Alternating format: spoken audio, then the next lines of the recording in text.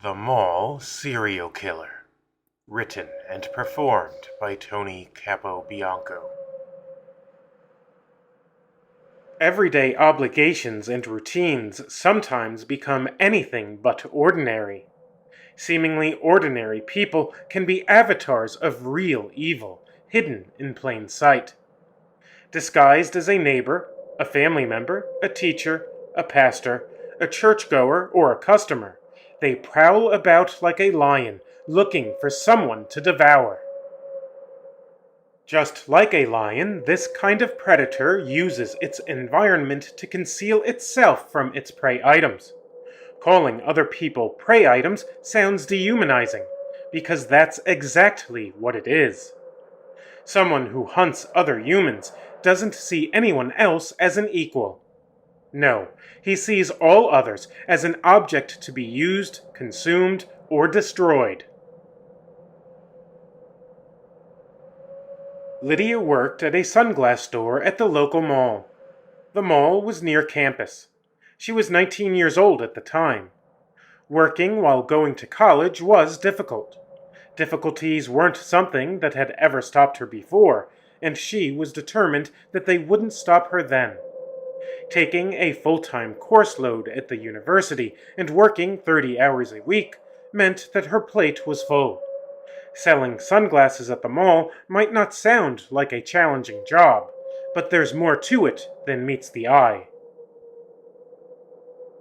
Mall jobs in small stores are often lonely and mind-numbingly boring. Lydia routinely worked the store solo. She had no co-workers to talk to during most of her shifts. If the mall was busy and she had plenty of customers, then, although it was exhausting, time would pass relatively quickly. When mall traffic was low and business was slow, it was often a Herculean feat to get through the shift without losing her sanity. For a while, Lydia used the downtime to do schoolwork and to study. She had even jokingly told her friends that her job paid her to do her class assignments. She had wondered if she would have lost her mind at the job if she hadn't had college work to keep her busy. Working the store all alone made it feel like she was in a lonely fortress of solitude. The isolation was challenging, but she put her head down and persevered so that she could earn a bachelor's degree in sociology. She hoped to be the first person in her family to graduate from college. The odds of her achieving her goals weren't in her favor. Her mom was an alcoholic, and her father suffered from depression. Screaming matches between her parents had been common in their home. While her mom and dad never physically struck each other, their cruel, heartless words toward each other cut much deeper than a knife. The hatred in the tone of their words permeated the atmosphere with a thick, suffocating shroud of evil. Never knowing when the next verbal fight was going to erupt like a volcano of verbal and psychological violence, Lydia was always anxious. She was on edge at all times. Though she desired fleeing that toxic environment to build a better future, the deck was stacked against her. College was expensive, and though she was an excellent student, she hadn't been awarded any scholarships to help pay for the expense. Taking a full load of classes while working at the sunglass store became her reality. She had to work in order to put herself through school. In addition to being dysfunctional, her family wasn't wealthy. Though her parents loved her, they were unable to provide her with the monetary support that she needed to achieve her dream. Her parents were too broken to even provide her with the healthy, stable, and loving home that every child would be entitled to in a more just and perfect world. The real world was far from just and loving. Young and idealistic, Lydia wanted to change that. She wanted to make the world more just and compassionate. Those were the reasons that Lydia endured her job at the mall. The job truly was tedious, and it took tremendous willpower to sit there for hours while her friends partied. The frequent boredom and isolation weren't the worst part of her job. Sometimes, strange individuals would wander into the store and linger around. Whereas the typical visit into the shop might last 2 to 5 minutes, the lingering type stuck around for 15 to 30 minutes. When the lingering types were teenage boys or men, things got awkward. The lone wolf creepers often flirted with Lydia. She hated the feeling that she got when she caught them staring at her. She knew that they were undressing her with their eyes. As dirty as such encounters made her feel, what was worse was the realization that she was all alone. If someone took the awkwardness to a dangerous level, she was on her own. If someone crossed the line, threatened her, or assaulted her, she could have screamed or called mall security, but she knew that those options certainly didn't guarantee her safety. If a cunning attacker planned an assault, they could have easily gotten her into the back room behind the sales floor. If a predator had gotten her into the back room, she would have been in serious trouble. An assailant could have sexually assaulted her, beat her, or worse. Being a highly attractive young woman, Lydia had always been aware of the potential dangers that came with being a pretty girl.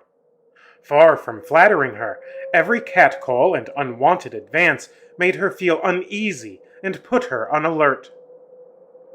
One man, he looked like he was around 25 years old, frequently came into the store when Lydia was working by herself. He had blonde hair and intense blue eyes. The look in his eyes made Lydia uncomfortable. His name was Ted, and he would hang around the store while desperately trying to keep the small talk going. He was socially awkward. His attempts at flirtation were a disaster, and his dirty jokes were so bad that they blew up before he finished the punchline. Lydia put up with Ted and every other testosterone-fueled boy that came into the store. She had chalked up the flirtations and sexual awkwardness to boys being boys. At least that was the case until something changed. On several occasions, she had sensed that someone had been following her to her car after she had gotten off of work. She hadn't been able to confirm that the person was following her, nor could she describe what he looked like. The man always lurked behind her like a sinister shadow in the distance. A queasy feeling slowly rose within her gut until it became a sickening storm. The general sense of alarm, along with the queasiness, was something that she had rationalized away. Studying sociology had equipped her with the tools that enabled her to sweep away her concerns. She had told herself that gut feelings weren't facts. She refused to allow superstitions to scare her or make her paranoid. As reassuring as these tactics had been, they only worked for a short time. Things that could be dismissed quickly turned into things that were undeniable threats. One day, after helping a customer look at an expensive pair of sunglasses that were locked up in a glass case, Lydia then returned to the register. She saw a note attached to the computer screen. The note read, "Hi, Blue Eyes. I've been watching you. I see that you're all alone. That's such a pity. But don't worry. You won't be alone for much longer. I'll fix that. You are mine. I'll be seeing you soon." Every hair on her body rose up as if they wanted to run. Her blood ran cold, her jaw dropped, and her eyes became dilated. Fear was in full force. Similar disturbing notes were found over the coming weeks. The notes grew more threatening and had become sexually explicit. Both mall security and the police had been informed of these threatening notes, but there wasn't much that they could do, or perhaps there wasn't much that they were willing to do. The police said that since no crime had been committed, that there wasn't a lot for them to do. Additionally, because Lydia didn't know who the culprit was, there wasn't anyone for the police to interview. A policeman explained to her that most cases like this didn't escalate to violence, and that most of the time, letters like this are either pranks or fantasies. They did tell her that they would send an officer to walk through the mall every now and then. Mall security assured her that they would keep a close eye on her store. As the weeks went by, the threatening letters became more detailed and intimate. The stalker left a note under Lydia's dorm room door that said, "Hey, sexy blue eyes. I really enjoyed your psychology class today. 9:15 a.m. is a bit early for my taste, but seeing you made it all worth it. That low-cut orange blouse that you wore really made me hot. You shouldn't tease the other guys like that. It would make me jealous. Will I come for you at work? Or will it be as you're walking home from class? Or maybe you'll be naked in the shower when you see me. Maybe it'll be right when the shampoo covers your pretty little blue eyes. See you soon." The stalking had escalated and Lydia was terrified. She had become convinced that her stalker was going to violently assault her soon. This clearly wasn't the product of some teenage prank. The stalking wasn't confined to her job at the mall. This sick degenerate was stalking her at school, and he knew where she lived. He had gotten into her dorm room, and she knew that she wasn't safe anywhere anymore. Who was her shadowy stalker? Was it creepy Ted? Was it a customer? Was it a boy from campus? Lydia didn't know. She did know that she had to do something. She wasn't going to be a passive observer turned helpless victim. While the police had told her that there were no fingerprints left behind on the letters, she believed that there had to be some clues somewhere. The idea that this was the stalker's first time at this seemed absurd to her. No, he had likely done this multiple times to multiple women already. The fact that the police, mall, and campus security were keeping their eyes out just wasn't enough. This predator wasn't going to be taken down by half-hearted, sporadic patrols. Searching the internet had yielded interesting results. Through the marvel that was her web browser, Lydia learned that there had been a string of similar incidents in California. Local news articles from Southern California spoke of a robber who targeted young mall employees.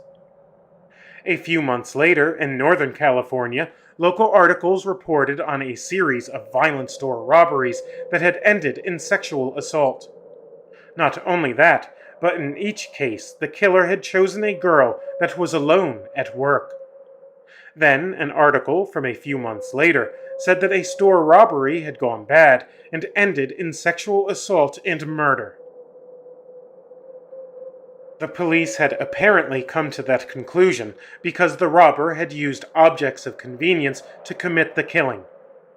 The police reasoned that if it had been a premeditated killing, then the murderer likely would have brought his own knife or a gun.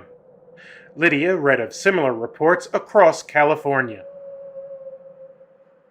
Lydia saw a pattern there. She believed that the California Police Department initially failed to connect the cases because the crimes had been strung out in different counties, often many miles apart.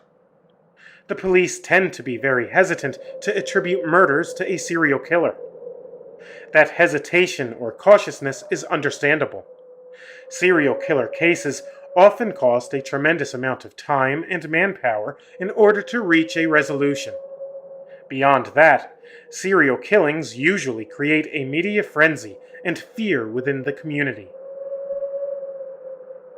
Further research showed that the California Police Department eventually did make the connection. The killer eventually broadened his horizons. He began stalking attractive girls at the mall. He'd leave them threatening notes for several months, and then he would assault and murder them. Sometimes he would assault them in their cars, sometimes he'd assault them in their homes, and sometimes he would kill them in their stores. Strangulation had become his preferred method of committing murder. Once the media got hold of the news, they dubbed this monster killer the Mall Death Stalker. Goosebumps rose as a cold chill spread from Lydia's shoulders down her back. If the Mall Death Stalker was the psychopath that was stalking her, then things were worse than she had suspected.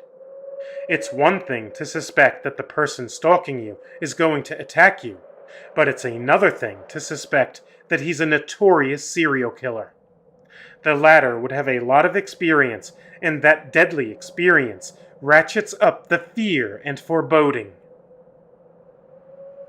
The Pennsylvania police weren't at all persuaded by Lydia's hypothesis. They thanked her for bringing the information to their attention, but they didn't see any tangible proof that the Mall Death Stalker was her stalker. They didn't see any reason to conclude that the notorious serial killer had left California and come to Pennsylvania. They combed through state police reports, and there weren't any murders that matched his M.O. Frustrated, Lydia took immediate precautions. She purchased pepper spray and a sizable dagger. Both were to remain in her purse at all times. She was convinced that the Mall Death Stalker was stalking her and that he would strike soon. She was, at the very least, going to put up one hell of a fight.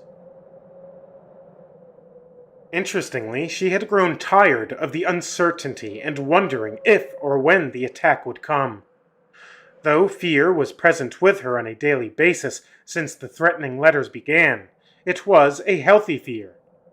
Tired of perpetually being on edge, she wanted to get it over with. The anxiousness had become so acute that ordinary things triggered her fight or flight response. The sound of a refrigerator turning on, or spotting a bird fly by from the corner of her eye, released a shot of adrenaline throughout her body. The constant release of these stress chemicals exhausted her.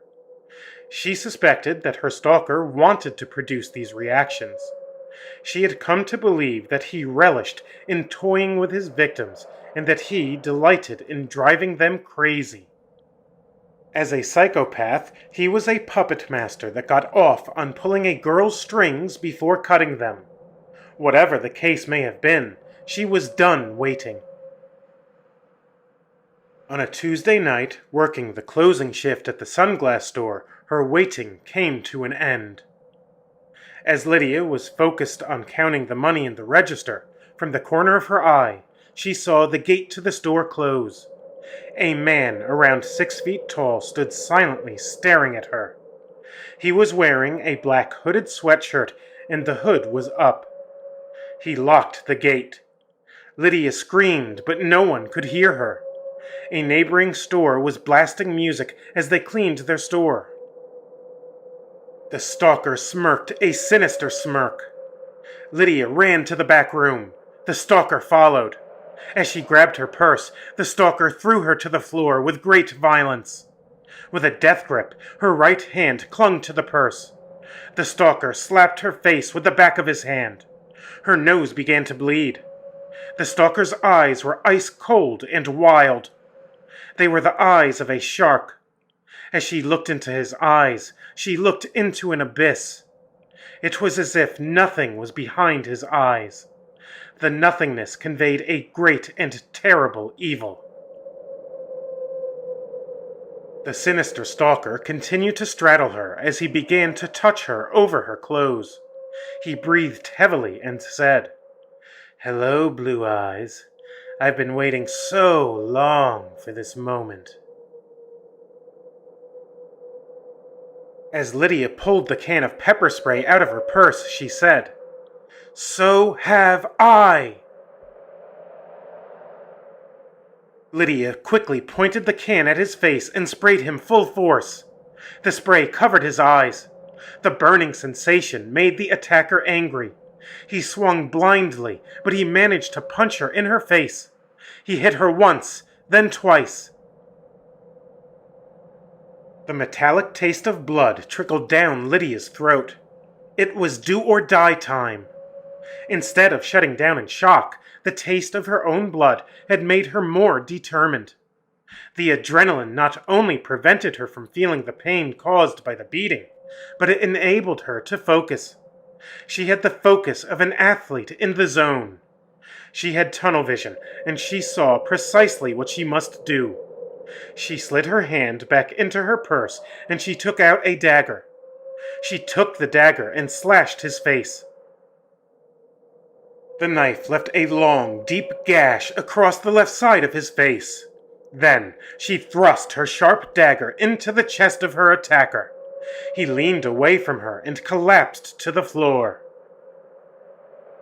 Grabbing her phone from her pocket, she called 911. Minutes later, paramedics arrived along with the police. Both the stalker and the would-be victim were transported to the hospital. Lydia was banged up, but she made a full recovery. Her assailant, however, remained in critical condition for a week. His condition eventually stabilized and he stood trial. He stood trial twice, once in Pennsylvania and once in California. Her stalker was indeed found guilty of being the Mall Death Stalker. The Mall Death Stalker's real name was Dylan Rottenborn. The people who knew him were shocked that he was the infamous serial killer. He looked ordinary. He had friends and even a pretty fiancée. No one imagined that Rottenborn was living a double life. He was the district manager of a clothing store that had locations in numerous malls. His job gave him the opportunity to prowl numerous malls for potential victims.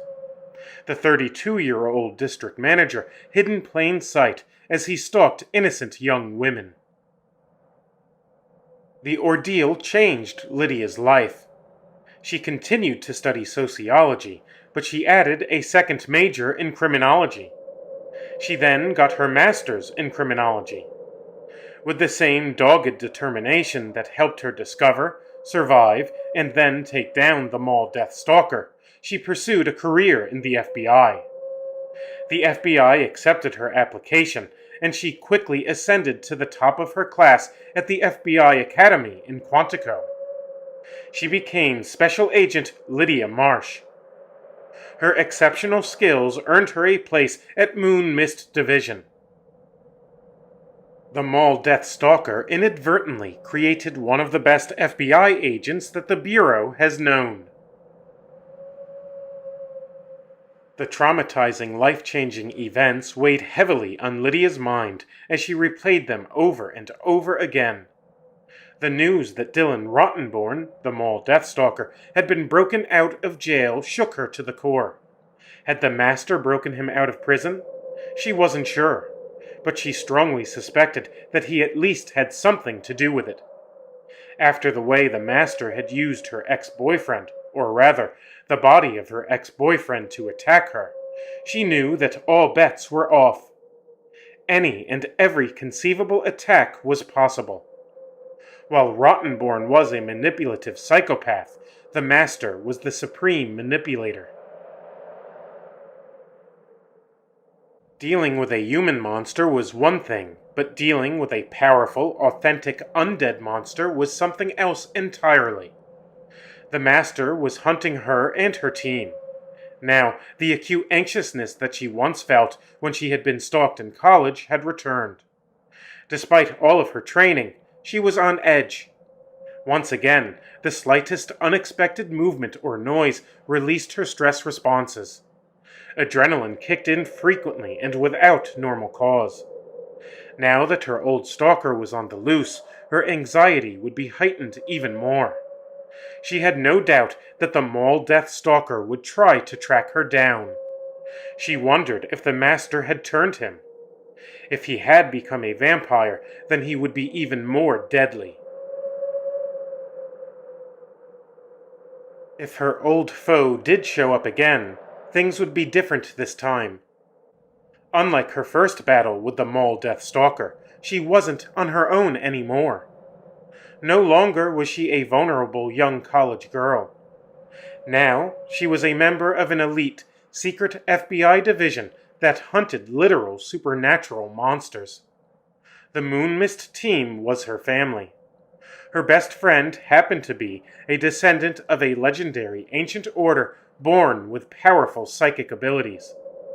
Though Agent Castabello had recently been roughed up and filled with doubt, she took comfort in knowing that he was her partner. She was going to need him.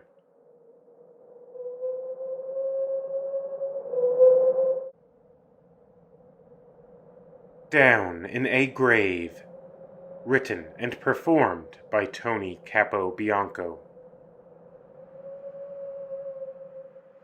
A brooding Castabello sat shotgun as his partner, Marsh, drove the SUV. The tall trees blurred by as they drove to the next case. They had good reason to believe that a group of vampires had nested in a graveyard in the Hudson Valley. "Kono, it's been a while since you've been in the field. How do you feel?" asked Lydia as she glanced away from the road to look at her friend. The two friends and partners often addressed each other by their first names in private. Feel? How do I feel? What do feelings have to do with the case at hand? What you really want to know is whether I'm ready for duty or if I'm going to get you killed, Kono apathetically answered. No, I trust you with my life. I just want to know how you are.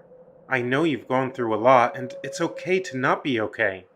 Sometimes it's good to talk about stuff, especially heavy stuff, Lydia said softly and tenderly. Trusting me with your life is a good way to get killed. Ask Agents Torres, Kipling, Fairchild, and Jones. Oh wait, you can't ask them because they're dead, Kono replied sardonically as he emptily stared out the window. Doubt swirled around Special Agent Kono Castabello's mind like dirty water circling the drain. Sorrow bred waves of depression, which in turn generated a storm surge of despair. Anger, frustration, guilt, and self-loathing inundated his soul. The weight was heavy and unbearable.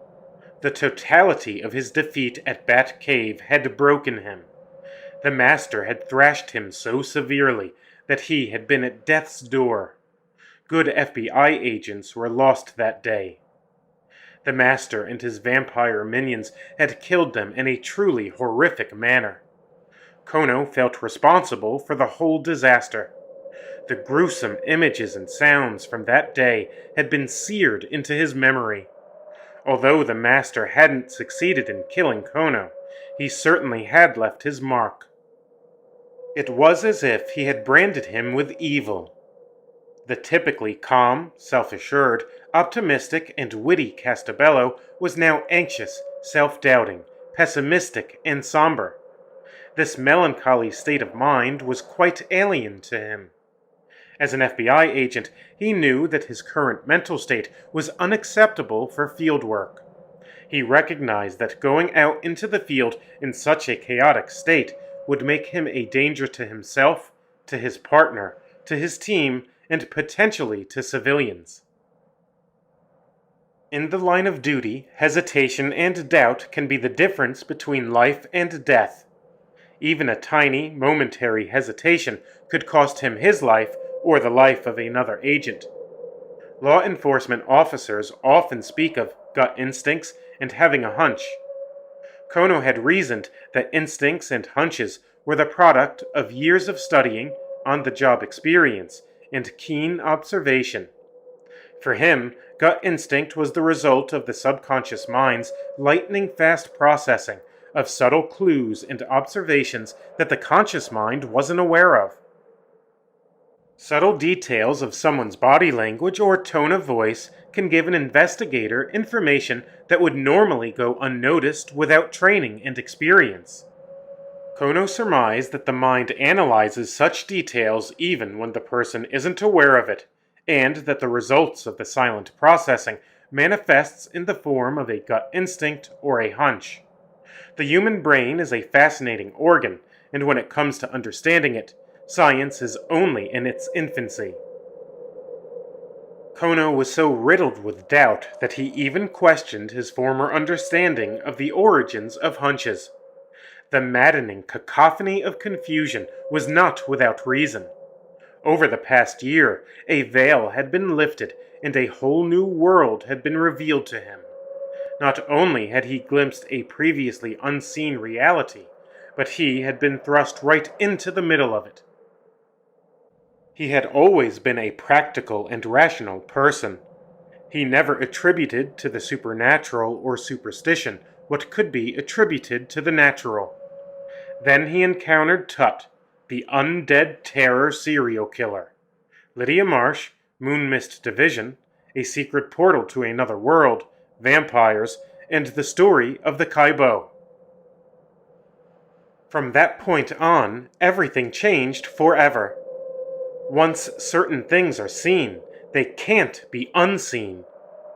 Coming to know that supernatural and preternatural things are irrefutably true means that the genie can't be put back in the bottle. After the threshold to the door of the paranormal has been crossed, there is no going back. Kono had never been an atheist. All of his life he had been skeptical without being a bona fide skeptic. After all, he had been named after Saint Kono, a Catholic saint.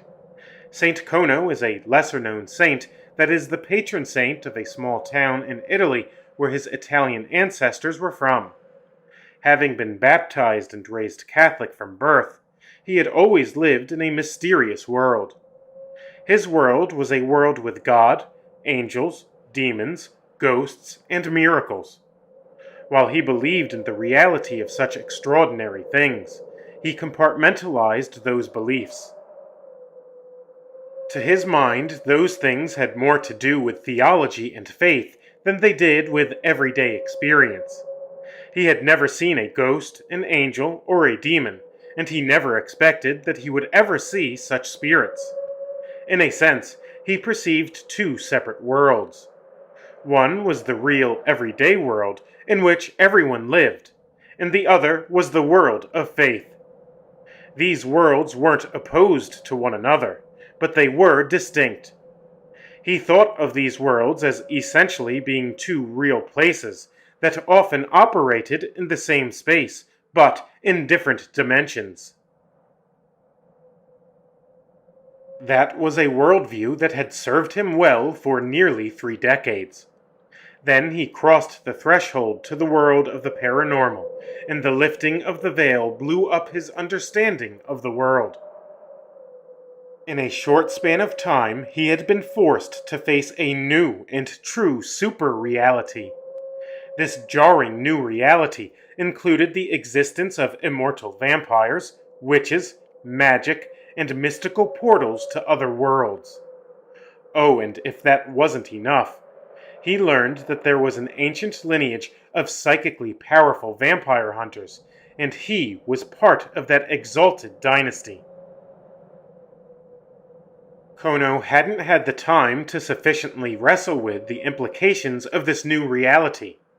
Learning about vampires, the Moon Mist Division, and training in the ways of the Kaibo had eaten much of his time, and hunting vampires had eaten the remainder of his time. There was always another mission to go on. There was always another case to investigate. The past year had been a hectic whirlwind that had sucked him in completely. There had not been an opportunity to absorb the new facts, to contemplate the big picture, or to reshape a new workable lens through which to see the world. He had been so busy doing, rather than thinking, that these life-changing truths had been swept into a mental closet and left to sort out for some other day. That day didn't arrive until the aftermath of the Bat Cave incident. He hadn't chosen the day to address the ramifications of his strange new life. No, the day of reckoning had been forced upon him by fate. The spectacular defeat and humiliation that Kono suffered at the hands of the Master thrusted him into a terrible internal war. He was at war with himself. He questioned himself. He questioned his choices. He questioned his purpose. He questioned everything. As his body recuperated from the grave wounds inflicted on it by the ancient evil vampire, his mind waged an invisible battle. Unseen wounds often leave the deepest scars. Kono, Earth to Kono, this is ground control calling. Kono, are you there? Lydia asked as she waved her hand in front of his face. Yeah, I'm here, distantly replied Kono. You know, it's not your fault that those agents lost their lives. The Master and his demonic minions are at fault, Lydia assured him. Did the Master give the order to search Bat Cave? Was it the Master who had the trust of those agents? Kono asked as a sadness seeped into his voice. We made that decision to investigate the cave together. Director Glover signed off on the mission as well. As for trust, we are a team. We all trust each other. Unlike that filthy vampire lord, we make the choice to trust, whereas he compels his slaves to obey, Lydia responded. Well, then you had better rethink your choices. I'm not who or what you think I am. Everybody thinks that I'm some kind of superhero, but I'm not. I can't even save myself. Why should you think that I could save anyone else? Castabello questioned in an emotionless voice. Newsflash, you've only been aware of your Kaibo abilities for a little over a year. The amount of abilities that you have worked hard to use in so short a period of time is actually quite remarkable. That being said, there is so much more for you to learn. You will grow in your skills. Stop thinking that you have to be Superman. You have already saved lives. Without you, Adam would still be a prisoner of that fiend, said Lydia as she drove in the cold rain. Because of my weakness, you nearly became vampire food. That ancient evil scumbag nearly drank me dry. When I close my eyes, I could feel the painful sting of his bite, and I can smell his foul odor. Maybe, if I hadn't been so full of myself, people wouldn't have been killed, said Kono as he seemed to look beyond the road in front of them. In this life, everyone's safety is uncertain. And in this line of work, safety is even less certain, said Lydia. I don't know if I should be going with you to clean out the suspected vampire nest. I'm a mess right now. I know how important confidence is in field work. I have to be honest with you, Lydia. I don't trust myself. I'm not sure of who I am, and I'm afraid that I might hesitate when we're out there. An FBI agent cannot hesitate, and a Moon Mist agent absolutely can't hesitate. If I hesitate when a vampire's attacking, I might cost you your life, and I couldn't live with that. Frankly, I think I'm a liability out there, said Kono with an emptiness in his eyes. Stop it. Look here. Even if you're not at 100%, even if you're at 50%, that's better than most agents are at 100%. You aren't the only one who's been fighting with himself. It hasn't exactly been easy for me either. You don't have a monopoly on dealing with crap, Lydia replied. Oh, Lydia, the perfect one, is having a tough time, so I should just hit the magic reset button and get back to normal, right? What's a tough time for you anyway? Not closing every case in front of you? You're always annoyingly perfect and have it all together. Maybe you should just shut up about this, because you don't know what it's like to fall apart, said Kono in frustration. I've had a really miserable past few months. I've been second-guessing the decisions that we made that awful day. Then, that evil bastard turned my old high school boyfriend and sent him to kill me in my own home. If all that wasn't bad enough, the mall death stalker has broken out of prison. He was the serial killer that stalked and assaulted me when I was in college. All of that has triggered some serious crap. I've been an anxiety-laden mess. You've been too focused on your pity party to see it, but I've been in a perpetual state of fight or flight. I'm doing my best to keep it together, but it's exhausting, and it's taking all of my strength, Lydia said as her frustration finally boiled over. Look, Lydia, I'm sorry. I was out of line. I had no right to say those things. When I'm hurting, I have a bad habit of lashing out at anyone near me. You were right. I have been selfish lately. I had no idea that you've been suffering so much. What a fine pair we are, huh? Replied Kono with a half-smile. Although Kono didn't realize it, he had subconsciously picked up on subtleties in Lydia's behavior, and his mind had perceived her suffering. Somewhere in the deep hidden places of his mind was an anger that raged upon seeing a reflection of his own weakness and pain in his partner. Seeing what we hate about ourselves in others is often the cause of sudden anger. As mentally banged up as they had to drive forward. There was too much at stake. Crawling up into a defensive ball wasn't an option. Besides, even if they did retreat and hide, they wouldn't be safe. The Master had targeted them, and they were very much in his crosshairs. They could run, but they couldn't hide. Someone had to face this vampire plague, and if not them, then who? The rain became heavier as they reached the cemetery in Middletown, New York. The sun was still up, and they searched the cemetery exactly as they had planned.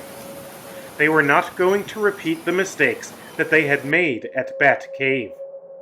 They searched the above-ground crypts for resting vampires. One by one, Castabello and Marsh entered and began to clear each of the crypts. Lydia and Kono shined their flashlights into the dark crypt. Silently, they both experienced flashbacks to the horrors of Bat Cave. Each footstep that they took in their muddy shoes made an eerie squeaking sound that echoed off of the concrete walls. Every step that Castabello took startled Marsh. She was on edge, and her heart beat like a drum. As anxious as she was, her training took over just enough for her to focus on the moment at hand. In fact, she used her anxiety and fear as a tool that gave her sharper perception. The adrenaline allowed her to see and hear more clearly wherever she directed her senses. Castabello slowly and steadily walked up to a brown coffin. Then he quickly flung it open. The ghostly white flesh of a recently deceased man rested motionlessly. Whether it was an ordinary dead body or a sleeping vampire, they couldn't be certain.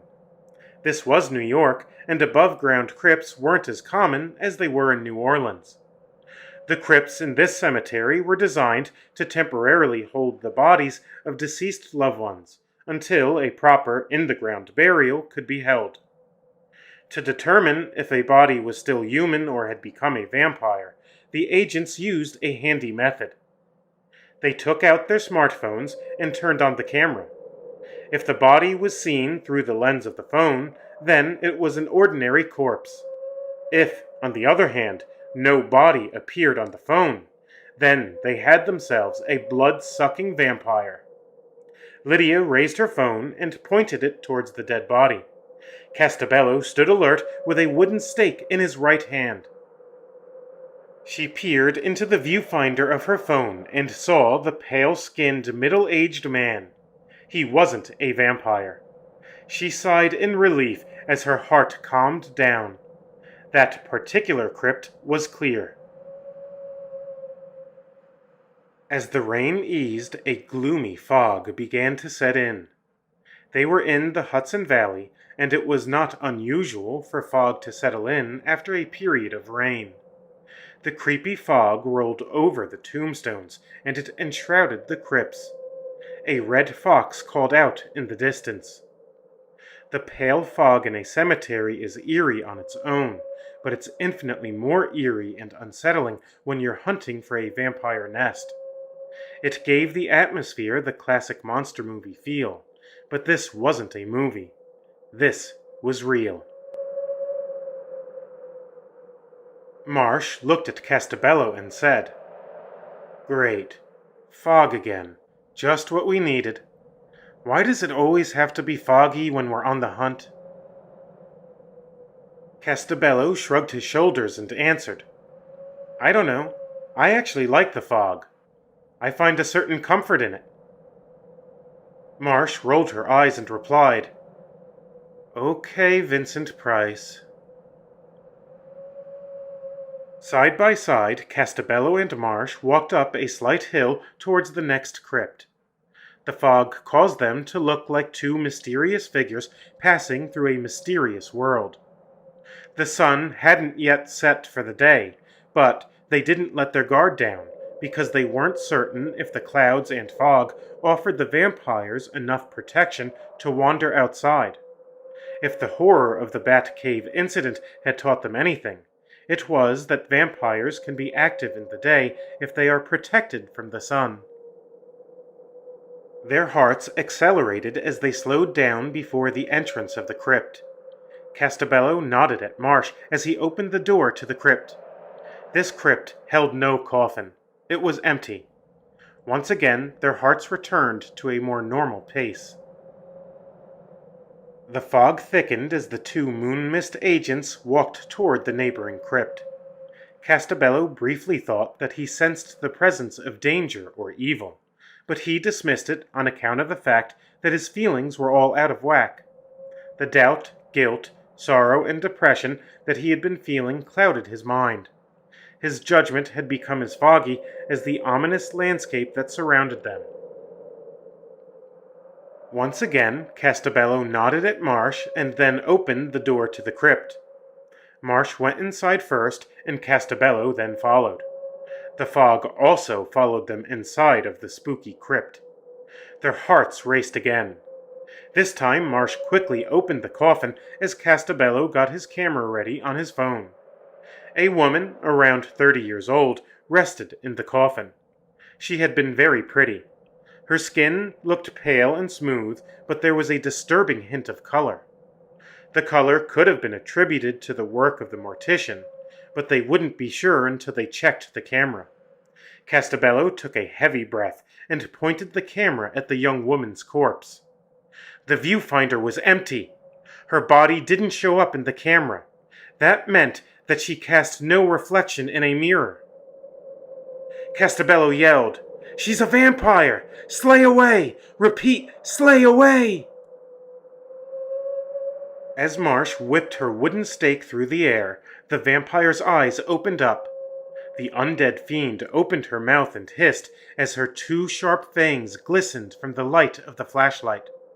The stake crashed into the vampire's chest as blood sprayed onto the white walls.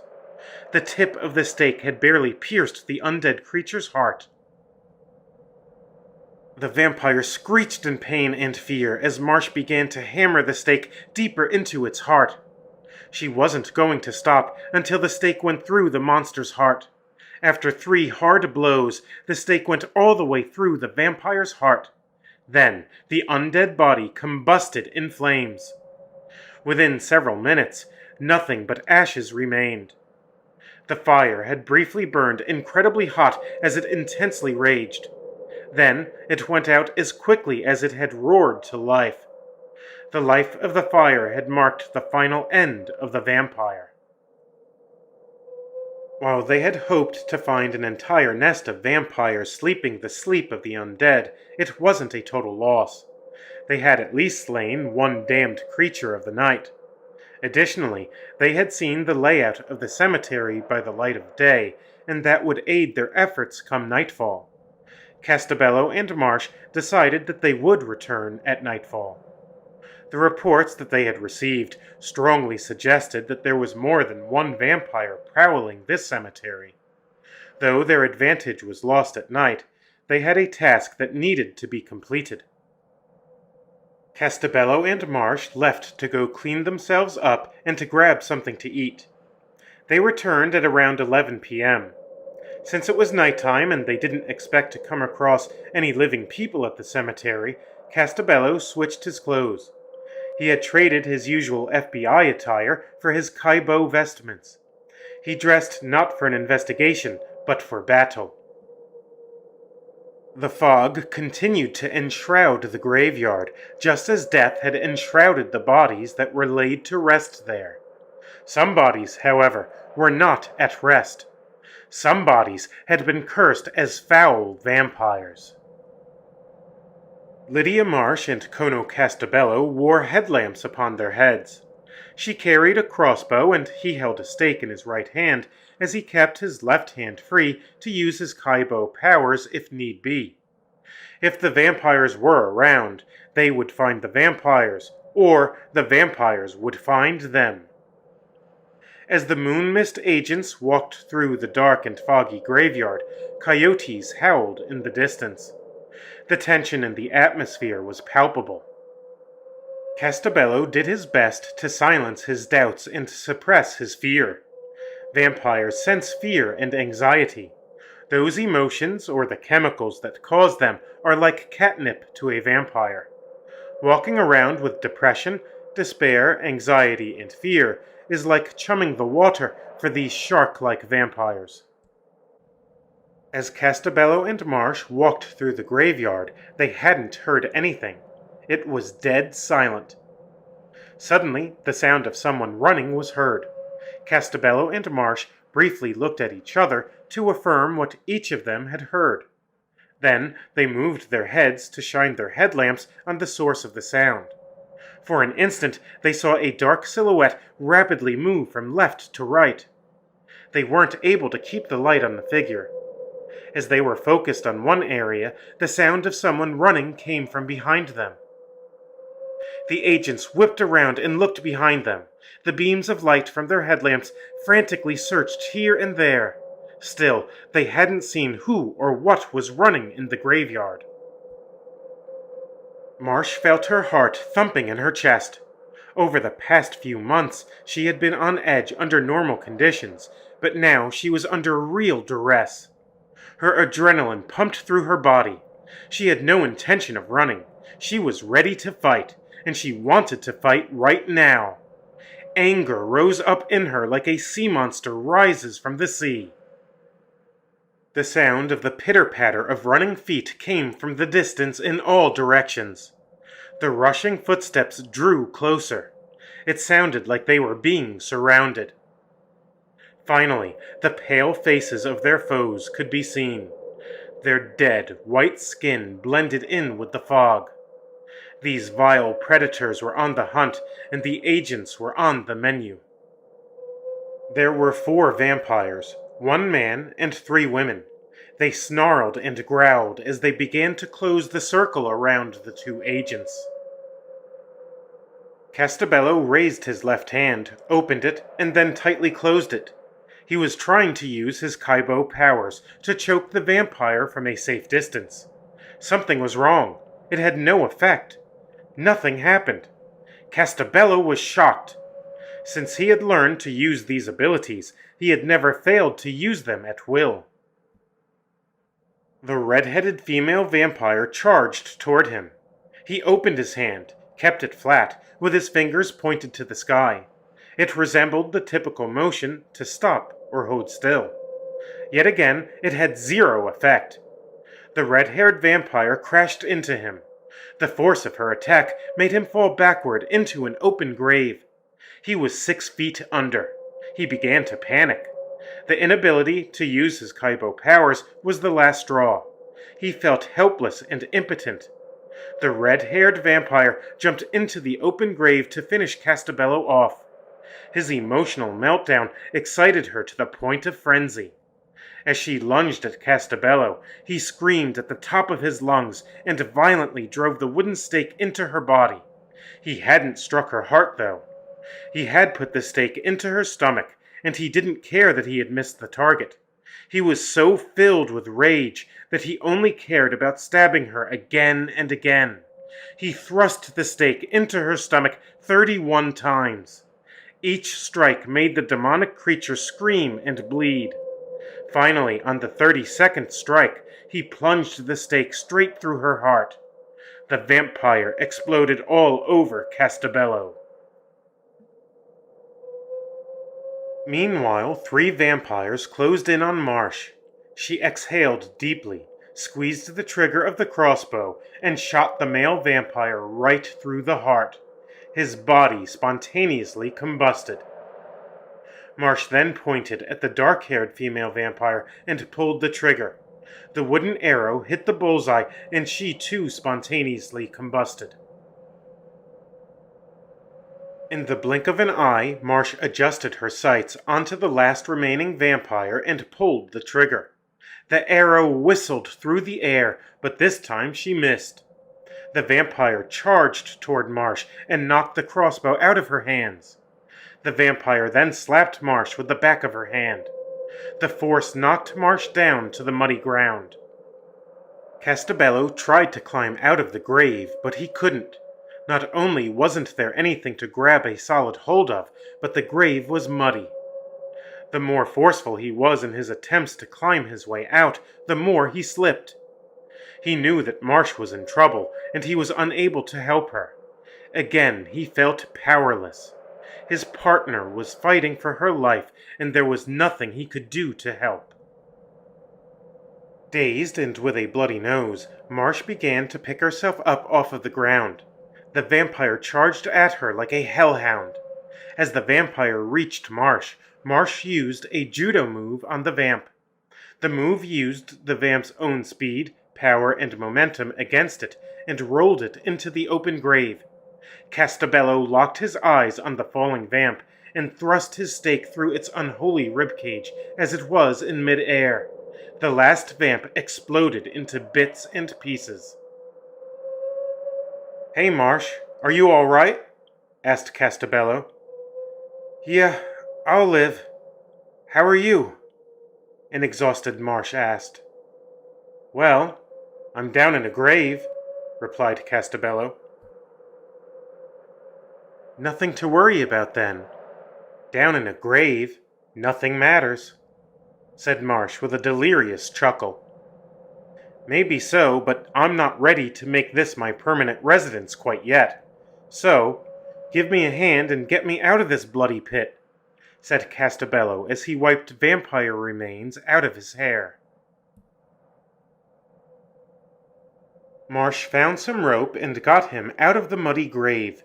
Exhausted, they both laid in the graveyard for half an hour and laughed at the fog. Late that night, Cono Castabello wrote the following poem by the light of the fireplace in his home. Down in a grave, doesn't matter if you were brave. Down in a grave, doesn't matter what you gave. Down in a grave, there's no one to save. Down in a grave, nothing matters. In the eternal dank dark grave, no escape from this solitary cave, forever inundated by a dark wave. Light cannot penetrate the abyss, comfort in sadness you miss. Why am I here, crippled with fear, the loss of those that you hold dear? Why am I here? Evil is near. Dead alive, never to thrive. Down in a grave, doesn't matter if you were brave. Down in a grave, doesn't matter what you gave. Down in a grave, there's no one to save. Down in a grave, nothing matters. Ancient fog of war and death, for the living there is no rest. Fight and fight till your last breath. Never give up, surpass the test. When you no longer care, look up for the flare. In the brightness of hope, I'll meet you there. Pit of gloom, pit of despair, cannot swallow love that is shared.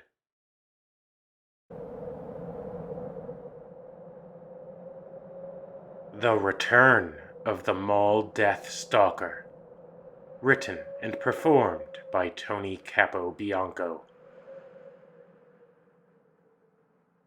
6 dead bodies had been discovered. Each victim was a beautiful young woman. Each innocent victim had worked in a mall. Marks on the throat had been evident on each corpse. The severe bruising had been caused by strangulation. One thing seemed clear. The mall Death Stalker had returned. Dylan Rottenborn, the notorious serial killer known as the Mall Death Stalker, had recently escaped from a maximum security prison. Stalking attractive women who worked in a mall and then murdering them by means of strangulation was his trademark. Law enforcement noted the obvious similarities between the Mall Death Stalker killings and the recent killings that occurred after Rottenborn had broken out from his incarceration. One glaring fact confused and troubled law enforcement. Though these young women had been strangled, strangulation had not been the cause of death. In addition to strangulation marks, each victim's throat had puncture wounds. The cause of death had been excessive loss of blood. Exsanguination had been the cause of death in each of the recent cases.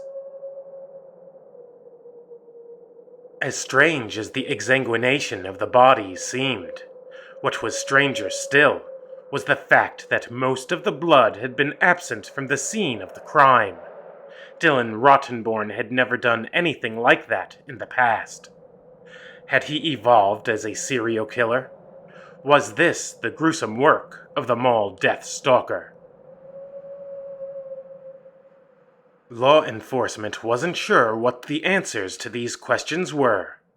They speculated and came up with a number of different theories. One theory was that the recent killings could have been attributed to the infamous Tut, the undead terror serial killer.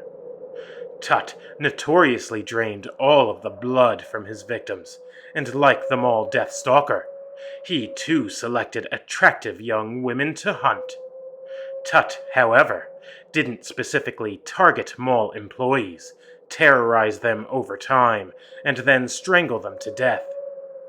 His preferred method of killing was to hunt his victims and to cause them to bleed to death. His heinous activities occurred over the course of one night. Since the evidence of the recent killings didn't precisely fit the profile of either Tut or the Mall Death Stalker, the FBI posited that these killings might indicate a terrifying development. The FBI suspected that the two most infamous serial killers in the United States had teamed up. A killer collaboration between Tut and the Mall Death Stalker was a nightmare scenario. The speculation ended when the 7th victim had been found. On the wall, written in blood, was the message: I was imprisoned, but he set me free. I was lost, but in him and through him my true purpose is found. I was a weak mortal, but he made me a god. When I let him in, he transformed my mortality into immortality. Tut paints the colorless world red. A red tsunami of blood is coming. No one is safe. He is the bringer of death. He is the darkness that chokes out life. If you let him in, if you serve him, he may grant you death eternal and undead immortality. If you don't let him in, if you defy him, you shall perish in exquisite torment. He is the god of death and darkness, and the king of the undead. I am his dark disciple, now and forevermore. Signed, the Undead Mole Deathstalker. The bone-chilling message confirmed the suspicions of Special Agents Lydia Marsh and Kono Castabello. This sinister revelation caused them grave concern. Dylan Rottenborn was dangerous enough on his own, and now that he had become a disciple of the Undead Terror, the danger had multiplied exponentially. The agents realized that Rottenborn had almost certainly become a vampire. While it seemed possible that Tut had merely broken the Mole Deathstalker out from prison and given him specific instructions to follow, it seemed much more likely that Tut had turned Rottenborn into his undead slave. Lydia Marsh was the reason that Dylan Rottenborn had been caught and imprisoned. She had unmasked him as the Mole Deathstalker when she was still just a young woman in college. He had selected her to be his next victim, but he learned that he had chosen poorly. He never stopped thinking about what he would do to Lydia if he got a chance for revenge. A burning rage had consumed him throughout his incarceration. Being free, he was determined to make her pay. Since the Mole Deathstalker had escaped from prison, law enforcement had been inundated by reports of stalkings. People were afraid. Fear and panic caused people to see the serial killer everywhere. Suddenly it seemed that every bizarre behavior of ex-boyfriends was conflated as being the work of the escaped serial killer. The huge volume of tips that were called in made it exceedingly difficult for the FBI and the police department to discern which tips were credible. Yet, diligent and painstaking work enabled law enforcement to narrow down a list of potential targets from thousands to around 30. Of those 30 possible victims, they narrowed it down to 3 young women. This was achieved by analyzing the threatening notes that the 3 young women had received. Each of the 3 young women had produced harassing letters in the handwriting of Dylan Rottenborn. The young women worked in malls in Pennsylvania, but none of them worked in the same mall. Eager to catch the Mole Deathstalker, law enforcement sent officers to each of the 3 malls. Special Agents Castabello and Marsh went to the mall that was closest to the university, while other FBI agents accompanied officers from the police department as they staked out the remaining 2 malls. All of the officers wore plain clothes in an effort to be inconspicuous. Agents Castabello and Marsh walked through a large mall that's located to the east of the university. Being a Friday evening, it was busy with a lot of foot traffic. The 3-story mall was packed. The 2 partners casually walked around the first floor. Many teenagers laughed and were customarily loud. There wasn't anything strange about that. Ever since big indoor malls had been built, it seemed that teenagers had been drawn to them like zombies are drawn to brains. Luckily, the agents had no reason to expect a zombie outbreak at the mall. Instead, they vigilantly looked for any sign of the Mole Deathstalker or vampires. As the agents passed a beautiful indoor waterfall, they climbed the escalators to the 2nd floor. The delicious smell of freshly baked pretzels wafted through the air. Castabello stepped towards Pretzel Place. Marsh grabbed his arm and raised her eyebrows in disapproval. Castabello, in return, raised his eyebrows and said, "This is what people who aren't low-key hunting vampire serial killers do when they come to the mall." Marsh squinted her eyes a bit and replied, "So, it's not just because you're hungry, and because you want to feed your bottomless pit of a stomach?" Smirking, Castabello said, "I'll never tell." With pretzels in hand, they continued to stroll around the second floor. They arrived to the clothing store that was across from the chocolate store where one of the girls who had received threatening letters worked. Marsh was especially careful to blend in, because she didn't want Dylan Rottenborn to identify her if he was there. Castabello walked into the chocolate store to check on the young woman. Everything seemed to have been normal. There had been no trace of the serial killer. Castabello left the chocolate store and rejoined Marsh as they began to walk towards the food court. They were free to roam around because they had placed 2 undercover MMD Moon Mist Division agents disguised as employees at the card store. Additional agents had been disguised as custodians. A middle-aged man who worked at the pizza stand looked right at Castabello and said, "Kono! The dead and breakfast is alive! It wants you! This is for you!"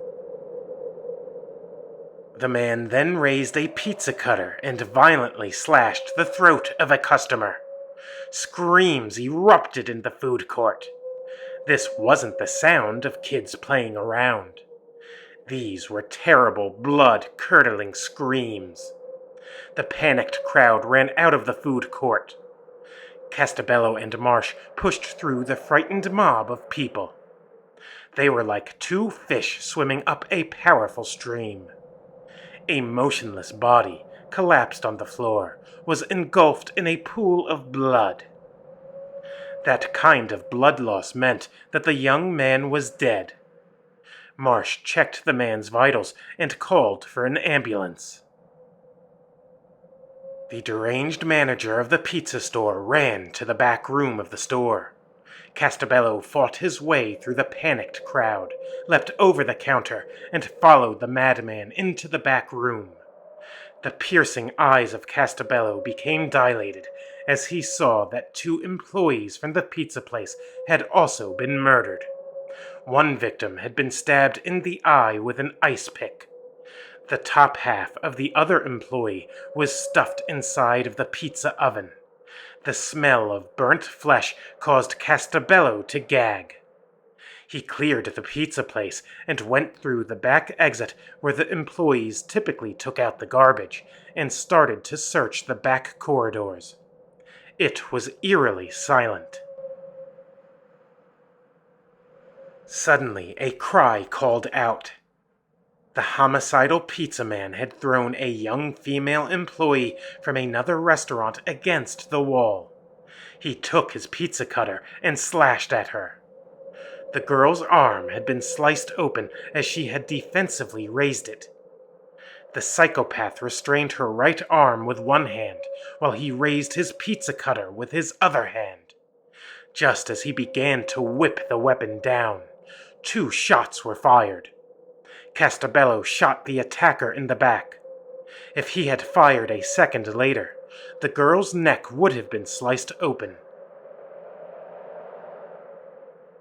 While Castabello and Marsh dealt with the bizarre and gruesome murders in one mall, law enforcement patrolled another mall. Officer Greg Swick worked undercover as a custodian. He kept his eyes on Lisa Cunningham, who worked at a jewelry store on the second floor of the mall. This 2-story mall had high glass ceilings that enabled a terrific view of the Pennsylvania sky. On that particular night, the light of the moon shone through the huge sky window. At 8:31 p.m., Officer Swick noted a man in a long black hooded trench coat as he walked toward the jewelry store. Officer Swick talked softly as his earpiece transmitted his alert message to the rest of the police officers and FBI agents who stealthily monitored the mall. The man in the black hooded trench coat walked up to the counter, stared at Lisa, and said, "Hello, pretty young thing. I've been looking forward to this, and I can tell that you're excited too. I hear your heart beating like a drum." Lisa's eyes about popped out of her head as she asked, Is there any particular necklace or earring that you're interested in? I like the purple diamond pirate ship necklace myself. Pirate was the safe word that alerted law enforcement that she was talking to the mall Death Stalker. The mall Death Stalker answered, "You're the piece that I'm interested in, and I'm gonna get it." "Stop where you are and put your hands up! You are surrounded by the FBI and the Midtown Sheriff's Office," said Officer Swick. Undercover officers sprung into action. One police officer had been posing as a clerk in the next-door store. In addition, 10 officers emerged from the surrounding stores. An FBI agent had emerged from the railing. She had posed as a mother with a baby stroller, but instead of housing a baby, the stroller carried a lifelike doll, and it had concealed weapons. Several more FBI agents emerged from the crowd. The hooded figure slowly turned his head and scanned the surroundings. He then lunged toward Lisa, who had run toward the police officers. Several police officers raced toward the suspect and threw their full weight into tackling him, but the combined force didn't budge him an inch. The hooded figure grabbed one policeman by his shirt, lifted him up off of the floor, bit him, and ripped out his throat. He began to drink his blood as it gushed out like a river. Gasps and screams echoed throughout the mall. Law enforcement opened fire. The bullets didn't stop him. They barely seemed to have any impact. A large crowd of people looked on in disbelief from the above balcony. The black-clad demon drank his fill, and then, with an unnatural speed, he began to slaughter the officers one by one. Fountains of blood sprayed up into the air. It was a most ghastly scene. Officer Swick grabbed Lisa by the arm as he ran with her to take her out of harm's way. Albeit, he didn't know if any place was safe from whatever that thing was. In his 20 years on the force, he had never seen anything like that. He knew that what he had just witnessed was impossible, and yet he had indeed witnessed it. Everyone in the mall saw the extraordinary events. Whether or not anyone would get out alive to report what had happened was uncertain. The only certainty was that a real-life monster was mauling a large police presence. As the vampire mall Deathstalker tore through the bodies of the police officers and FBI agents alike, a member of the MMD pulled out a crossbow and fired a wooden arrow into the bloodsucker's chest. The arrow missed the mall Deathstalker's heart, but it did make him drop to the floor. Another agent took a wooden stake out from the baby stroller and approached the killer vamp in order to finish him off. As the agent got closer, he had been picked up and lifted into the air. His arms and legs flailed wildly. A grotesque, grayish, demonic face with large fangs grinned as this second vampire flew through the air. It was Tut, the master vampire. Though the fiend had no wings, he flew through the air like a giant bat. He carried the FBI agent with ease. Once he had ascended to the sky window, he ripped off the FBI agent's head. A torrent of blood sprayed onto the window. The decapitated head plummeted to the floor with a sickening thud. The moonlight shined and caused the blood-covered sky window to glow red. The remaining police officers and FBI agents frantically fired upon the undead beast. Once again, their bullets didn't appear to faze the monstrous creature.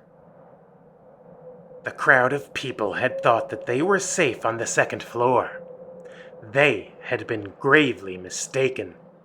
Some people ran in absolute terror, and some became paralyzed by fear. The master grinned as he soared through the air and said, "Good, good. I can smell your fear. I can hear your hearts pumping the terror-filled blood through your veins. You are all going to taste so delicious. You will give me a pleasure that you'll die for." Swooping down, the master plucked one victim up after another. He toyed with some of them before he drained them of all their blood.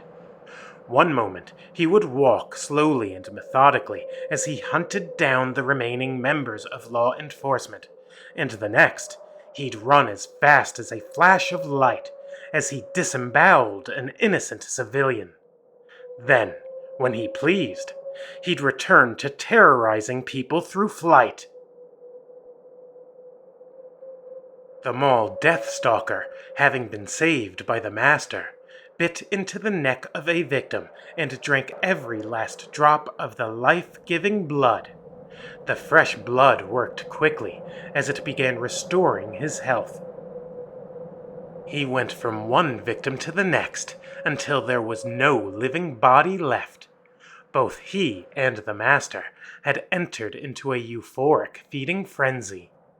The killing spree had intoxicated them beyond description.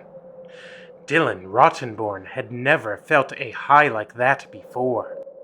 He was so strung out on the blood and by the godlike killing that he had forgotten all about his original target. Lisa had escaped with Officer Swick. They reached his car and drove away from that death trap as quickly as they could. Officer Swick called in for backup as he drove toward the rendezvous point set up by Agents Castabello and Marsh. The secret rendezvous had been planned in case things went bad. Things not only went bad, but in fact, all hell had broken loose. The casualties from the mall massacre were in the hundreds. Nothing like this had ever happened before. Never before had a vampire slaughtered so many people in a public setting. It was a total bloodbath. The lucky civilian survivors were traumatized for life.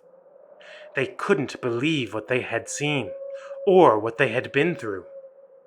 None of the victims would ever be the same again.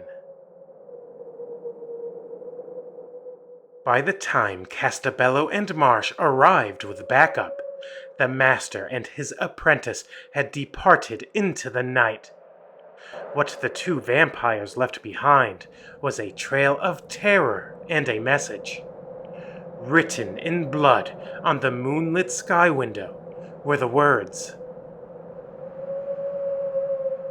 "A supernatural red army rises. Submit to me and worship me, or perish and become food for the gods. This is only the beginning of the transformation." Signed, Tut, the Undead Terror.